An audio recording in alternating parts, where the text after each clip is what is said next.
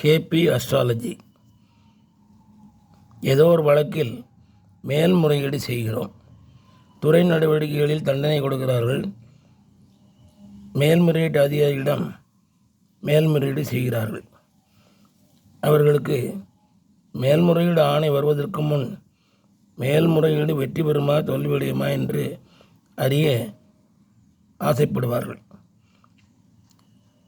1லிருந்து 249க்கு ஒரு எண் வாங்கி அதற்கு ஜாதகம் கணித்து ஆராய வேண்டும். 3ஆம் பாவ உபநட்சத்திராதிபதி P1 அவர் நின்ற நட்சத்திராதிபதி 6-11 குறிகாட்டினால் மேல்முறையீடு வெற்றியில் முடியும். 3ஆம் பாவ உபநட்சத்திராதிபதி P1 அவர் P1 நின்ற நட்சத்திராதிபதி 5-12 குறிகாட்டினால் மேல்முறையீடு தோல்வியில் முடியும் என தெரிந்து கொள்ளலாம். நன்றி, வணக்கம்.